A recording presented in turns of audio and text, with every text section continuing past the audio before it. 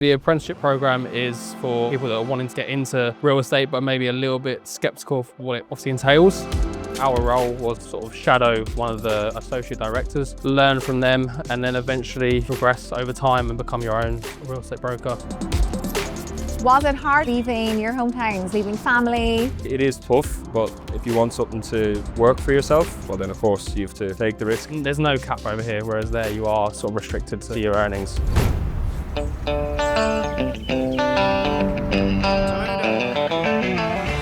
What's been your proudest moment in real estate so far? My first apprentice deal, I actually ended up doing two in one day. I sold a 2-bed in Springs 5 and then a Type 14 in the Meadows. It was 9.2. I actually did two in the 1 week. One was 4.35 and then 3.5. I managed to put 1 million dirhams on my board, which was substantial. What age are you?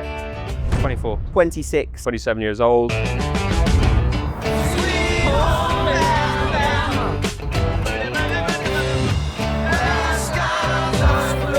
It's a great culture within the Espas group. You know, we play football, paddle, brunches and things like that. Like, you build great friendships here because we're all in the same boat. It's a good bunch of people. Everyone's like-minded. We had honest conversations if one of us was struggling.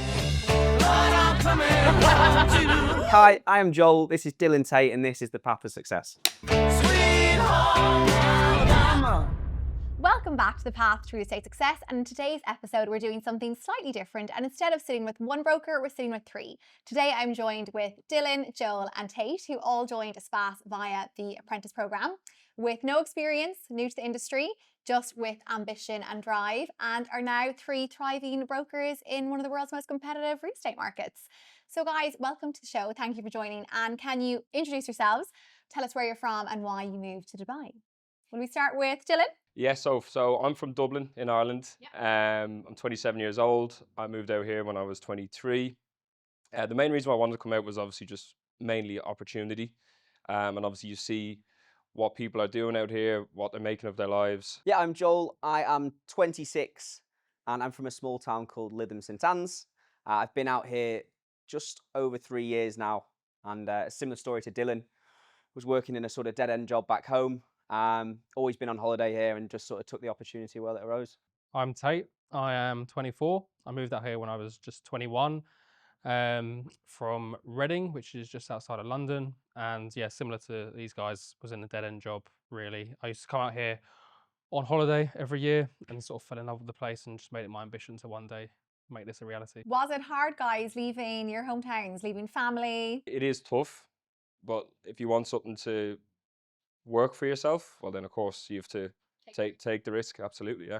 Okay. Did you know anyone before you came out? I knew of people, family, friends, but no one directly. So when I came out, I had a few contacts. If I ever needed anything, they'd be there to support. But in terms of like a real close friend, not really. No. No.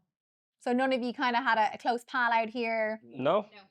Okay. Apprentice program. Does anyone want to give a brief explanation of what the apprentice program is? Maybe you, Tate. Yeah, so the apprenticeship program is for people that are wanting to sort of get into real estate, but maybe a little bit skeptical of what it obviously entails. So our role was obviously we would sort of shadow one of the associate directors, learn from them, and then eventually sort of progress over time and become your own sort of real estate broker, whether that's in 6 months, a year, 18 months, whenever you feel comfortable. Okay. And for, I suppose, people watching, there is a base salary in the apprentice program along with a car, isn't it? Yep. So was that a bit more of a comfort blanket knowing you didn't have to go full commission straight away? Yeah. I think that was one of the sort of main reasons actually. Did you have the option when you interviewed to go like solo broker or apprentice? Yeah. So I actually applied for that role. So you applied for the role as a broker, and then the position sort of got put to me, and it was a case of, well, that sort of makes more sense for my situation, and we just took the plunge. And Joel, who were you shadowing? So I was under Danny, who's actually one of the sales directors now. I was with him for around 6 months, and it was good. Yeah, learned a lot. Had you done any research of Danny before you? Yeah. took the role? Yeah, I did. There's a few videos on YouTube. He'd done a few podcasts, and I did my research, and I thought, yeah, it seems like a good fit. So yeah, it was good. Great. And Dylan, you were under Tom. Yep, I was. When I joined Tom, he was actually a gold broker, and then we worked really well together, and then he actually ended up going into platinum. So it was a really good experience. Yeah. Amazing. And I suppose, Tate, we didn't mention, but you were under We call him Monty, but Matthew. So he was similar to Danny. I think they were both associate sales directors at the time, but obviously over time they've now progressed to become fully fledged sales directors. Three of you, did you have any real estate experience prior? None whatsoever. None. Sales experience? Yes. Yes, you had a bit of sales. Yeah. And two gents? To be fair, I was in a state agency Okay. back in the UK for about 6 or 7 months, mainly just to actually learn sort of the basics. But it's nothing like what this is. You just sit on the high street, waiting for someone to come in, whether they want to buy or sell, and then that's when you get busy. Otherwise, you are just sat there twiddling your thumbs. And I suppose, what was your perception of Dubai real estate before you moved out, and has that changed? Definitely. Definitely. Joel, you're giving it. Yeah, no, I mean, I probably thought it was going to be a bit more glamorous, Okay. like probably both of you guys, but All the TV shows out there. that's it. You watch those things, you think it's, but I think nothing prepares you for, obviously, middle of summer, vacant houses. That's real estate out here. Certainly not. No. Someone want to give a day-to-day of the apprentice program. What's a day-to-day like? You set out like a set of tasks. Yeah.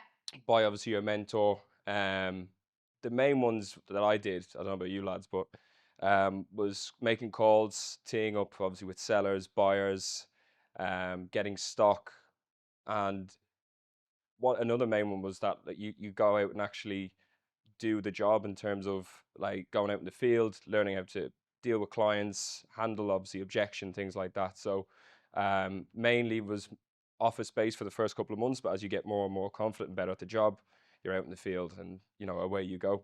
And did you get assigned a community? So Yeah. what was yours, Dylan? Emirates living. Emirates Living. Yeah. I'm with Dylan, Emirates Living. Emirates Living, Arabian Ranches. Arabian Ranches. Okay, so in those few months, you got to come to grips and be a complete community expert in those areas. Yeah. Sort of what the first 3 months you really sort of need to do. What was the most valuable thing that you learned from the broker you shadowed? We'll start with you, Tate. What I would say is that it's not just about closing the deal. It's actually about building relationships. Like there was times where I would tee up Monty with a valuation, and there was one in particular that sticks in my mind. It was actually the first deal that we did together. And we sat down with a seller on a Sunday afternoon. I was expecting it to be maybe half hour to an hour. We actually spent 3.5 hours there chatting, had a bit of food. And yeah, that really sort of built a relationship, and still to this day, we speak to this client every week or so. So yeah. Okay, so it was relationships for you 100%. from Monty. Yeah. Joel? As small as it may sound, the sort of one thing I learned was when you do get those inquiries, when you do get the opportunity to go and meet a client, you've got to be on it. I remember it was a lead actually, and it was we just got the lead, and Danny said, "Give him a call, let's get him out today," and we did. We got him out. It was a viewing in the lakes, and from that moment on, it was sort of a case of showing them that I'm the only broker you need to deal with, and that's really stuck in my mind throughout. I think I've sort of stuck to that. Dylan? Patience. 100% with Tom. I was a bit of a nightmare, to be honest with you. I just wanted my first deal like straight away, but he was like, "Dale, just do the basics right, make your calls, tee me up, and something will fall into place." But because you're trying to chase that first deal, patience is a major thing. How long, if someone was coming into the role, would you tell them you need to wait and just give it time? 3 to 4 months. 3 to 4 months. Definitely. I was even a bit longer, to be honest. I was close to 6 to 7 months. And during that period, were you having doubts? 100%. Yeah, 100%. Like most weeks, you get home, you've got nothing to show for it. You do doubt yourself, but that's the benefit of the apprenticeship, is you do have that sort of senior person there that can guide you and can support you in that situation, that if you need it, they will be there. So would that be your biggest tip, I suppose, for new people watching, is 3 to 4 months and patience is key? Yeah, and don't definitely. give up. Yeah, 100%. stick with it. How long did you all stay in the apprentice program for? I was 1.5 years. A year and a half. Yeah. Okay. Joel? I was about 6 months. 6 months. And I Tate? was close to almost 2 years. You were close to 2 actually. years. Yeah. And at what point did you decide that you can transition into an independent broker? I remember I had the chat for my first year review. Yeah. And I was in the position really where I could have within like 2 to 3 months. But at the time, I had a good relationship. We worked well together, and I just thought, it makes no sense to just go on my own right now. I might as well just build up a relationship with Monty, still get the wage that is just a comfort blanket, and then 6 to 7 months down the road, then take the leap. I was around 6 months, and I'd started to build up a bit of a presence on social media. The leads were coming in, and I just felt that while they're coming in, I should really give it a big push. And I thought the 6 months was just enough to learn what I needed to learn. I'd say like very similar to Tate. We obviously had a one-to-one, and he was like, "How do you feel about moving on?" And I said, "Yeah, look, but we have a very good relationship." And I got confidence from other people as well, telling me, "Look, Dill, you're ready. You need to like push on." So I didn't feel like I needed to move on straight away. But it's very similar to Tate. You know yourself when you're ready. And guys, one question I love asking, can you remember your first deal? I'm sure you can. Everyone can. Yeah. Tate, what was yours? The client was looking to downsize, and they actually ended up buying in Arabian Ranches 3.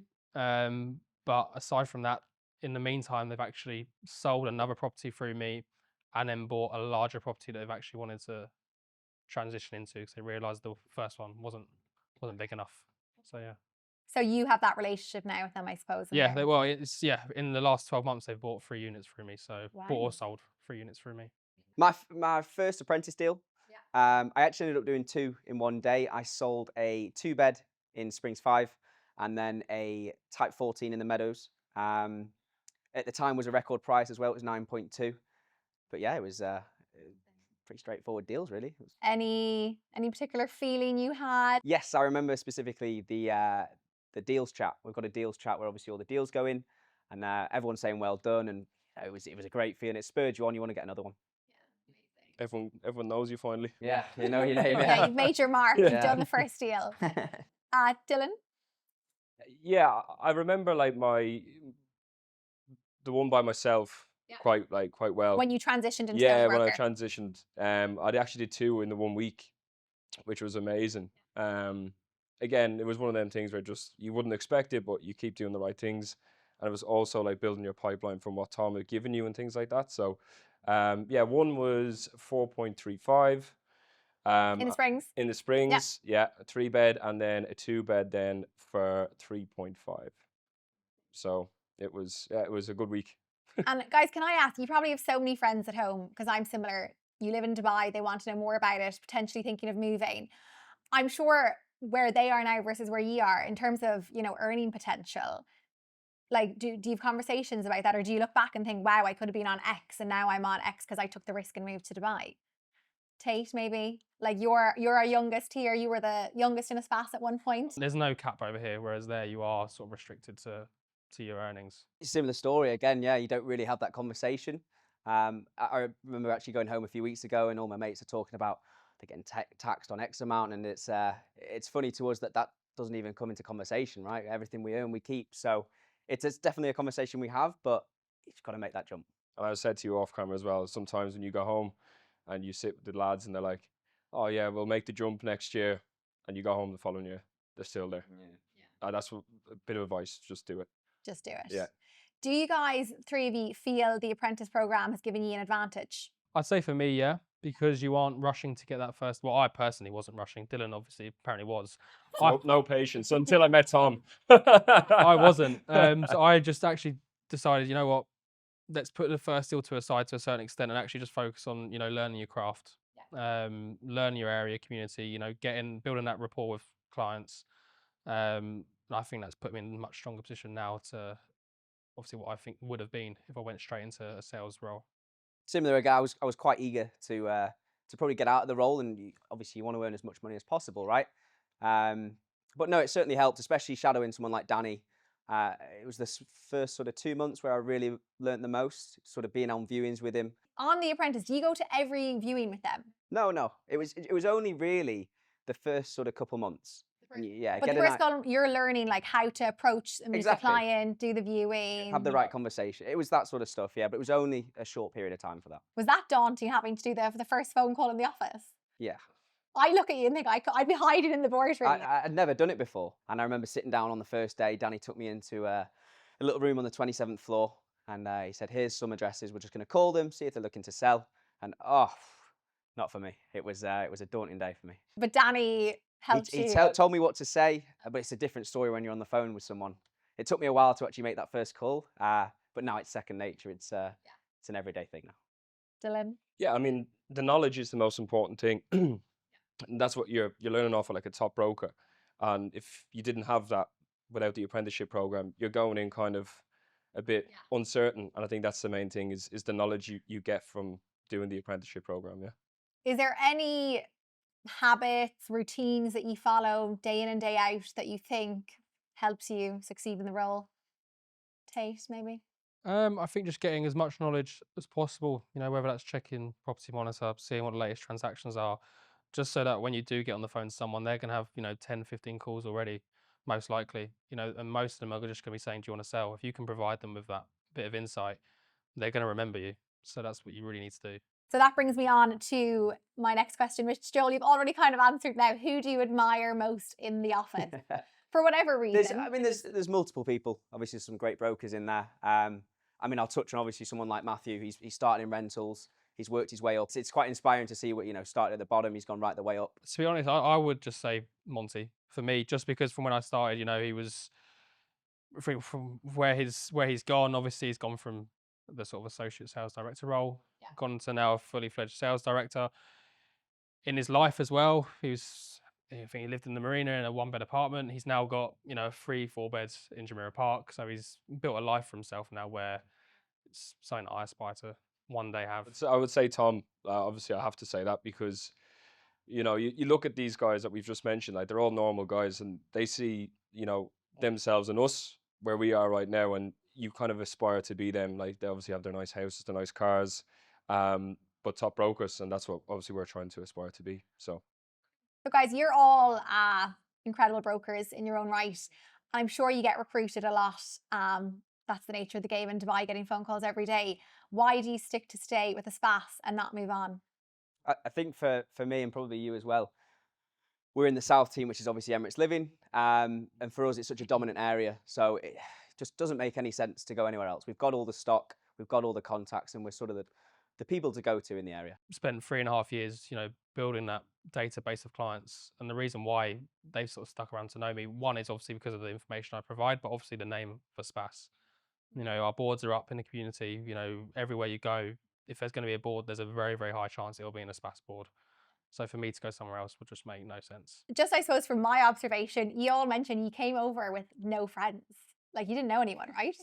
Sorry. You didn't know anyone. No, you didn't know anyone when you moved to Dubai, right? Yeah. And from when I look from the outside, you all look like the best of pals in a SPAS right now. Like, do you hang out outside work? yeah, there's a great culture, but obviously within the Espas group, we play football or whether it's doing brunches and things like that. Like, there's so many things that you can do together, and you build great friendships here because we're all in the same boat, right? That's the thing. we're all Everyone coming comes over as an expat. as They've expats, been yeah. in your same position before. Did you actually, at the start, when you found it tough, did you have conversations with people that they'd just been the exact same as you? Yeah, absolutely. I actually specifically remember having one with Tom, and he was mentioning the sort of feel. He said even now he still feels that. But yeah, it's quite daunting coming in. It's quite a tough environment. It's sales as everyone's on the phone. Yeah. But no, it's a good bunch of people. Everyone's like-minded, so it's easy to get on with people. I think it's quite good for me and you in particular. Yeah. Because we joined a month apart. So we could obviously hit off each other quite a bit. Obviously, we had honest conversations if one of us was struggling because, well, for me in particular, it was a tough start. And Joel was, I remember, I think within 3 or 4 weeks, he closed his first deal and I was looking at him almost like, wow, and taking advice off him, etc. So Yeah, that is one of the things about the apprentices. So you do stick together. Like when you join the same group, you'd be like, how are you getting on? Like, oh, just close the deal. And you'd be like, we'd be panicking a little bit. You'd be like, well, I need that to happen for me. Do you know what I mean? But you're always there supporting each other, which is the main thing. What advice would you give to someone, guys, starting the apprentice program? Biggest piece of advice. The do's and the don'ts, I suppose. if you literally just do the basics, if you get on the phone, something will happen for you, regardless, no matter how long it'll take you, something will happen. Listen as well is a big one. Yeah, Less talking, more listening. absolutely. Yeah, no, I agree with that. Yeah. Agree with that. Is there anything you wish you knew before you started? Yeah, I actually wish, obviously I did my research on Danny, but I think before I came out, I didn't really understand that there was an area that you worked in. I probably didn't do enough research on where I was working. So I wish I could have done a bit more research on Emirates Living. And was that because when you came in, did you struggle slightly with, okay, here's your area? Yeah, absolutely. There's a lot of springs, there's a lot of meadows. Another thing, getting around places was difficult. So I wish I'd have done a bit more research on that, yeah. Dylan, anything that you wish you'd Exact known? same as Joel. Just learning the community and doing a bit more research. I think that's crucial, especially if you know what community you're actually going to be in. So What's the goal? What's next for you, Tate? To make a life out here for myself. You know, to eventually buy. Well, I'd like to think by the end of the year to buy a property. And can I? What age are you? 24. 24. Like, would many of your friends be buying properties at home? I don't think so. No, I don't think so either. No. So yeah, that is the goal. To have a house and take it from there, I suppose. Yeah. And I suppose, what level are you at now? You are a senior client manager? Silver. Silver client Yeah. manager. So next is gold. Next is gold. What do you want to be by the end of the year? At least gold. At least gold. I think yeah. platinum, maybe. See how it goes. Joel? Yeah, I'd love to get to gold. Yeah, well, I'm a senior client manager, so I'm a little bit behind these guys as they started before me. Yeah. So I'm still learning every day. But yeah, to get to silver, I mean, I'm not too far away. Okay, guys, so we're going to end with some quick fire questions. Who's most likely to close a deal from a random conversation at a party? Well, I don't go out partying, so not me. He's enjoying himself too much. Nah, I think I would say, yeah, I'd say either me or Joe, yeah. What's been your proudest moment in real estate so far? Well, the first deal, obviously, yeah. But then when you make this step and you actually can see it yourself, you know, you're doing okay. I mean, that's obviously quite proud because it's the uncertainty of going from the apprentice to your own broker. And if you are doing well and you're successful so far, I mean, Yeah, I think absolutely. you should be quite proud of that. Yeah. Being in the Emirates Living team, it's such a strong team. This year, Q1, I got first place for sales, obviously within the South team. So that's probably one of my proudest moments in it. Yeah, absolutely. I'd say that I think it was month 4 or 5. I managed to put 1 million dirhams on my board, which was substantial. That's probably the proudest moment so far. And that was 3 or 4 months into Going on independent. Yeah. Wow. I suppose, guys, outside of work, what's your favorite thing about Dubai, living in Dubai? I wouldn't say it's completely outside of work, but Aspas obviously offer the company golf membership at Jebel Ali, which I like to use probably quite frequently compared to the rest of everyone. But yeah, I think the perks that the company provides outside of work are great. I know these guys today did a bit of paddle boarding. Maybe Joel can explain. Yeah, this morning out paddleboarding, 6:30, breakfast with the team, a few ice baths, which I got out of early. But no, it's brilliant. Again, just in general, the facilities out here. I'm absolutely addicted to paddle. So, you know, I can pick from any one of 50 courts out here, which back in the UK, I just don't have that luxury of. Yeah. Are you a member of any of the, like, Privily or I'm on anything? Privily, yeah. So beach clubs, all the gyms. It's it's dead handy. Football, paddle, and then you don't obviously have the weather. Exactly, I know, yeah. You know, so you're not restricted on your weekend plans. You can always go ahead with whatever you want to do. Yeah. Okay, guys, well, thank you so much for joining us today. It was a great conversation, and stay tuned for the next episode.